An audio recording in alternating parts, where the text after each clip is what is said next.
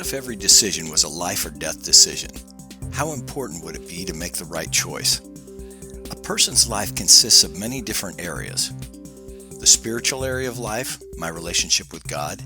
The psychological area of life, my mind, will, and emotions. The social area of life, my relationship with others. The physical area of life, my body. The financial area of life, my money. The marital area of life, my relationship with my spouse. And the parental area of life, my relationship with my children. Each of these areas of life eventually leads to needs, problems, and questions, which in turn leads to a decision. God once told his people, "Today I have given you the choice between life and death. Oh, that you would choose life." It should be easy to choose life over death, but at the time we are making a decision, we can't see the outcome.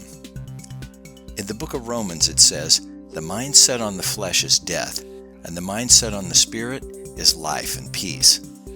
The Bible refers to the flesh as my selfish desire that conflicts with God's desire for me. Choosing life comes from choosing what the Holy Spirit wants. Choosing death comes from choosing what my flesh wants. The motives of the flesh are selfishness, pride, vanity, defending my rights, and fear.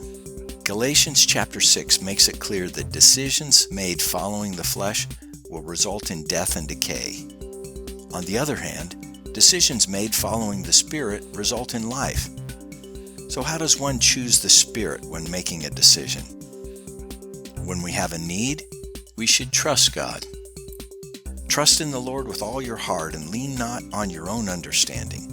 In all your ways acknowledge Him, and He will direct your paths.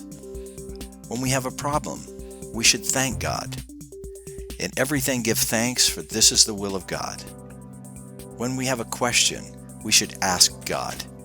If you need wisdom, if you want to know what God wants you to do, ask Him, and He will gladly tell you.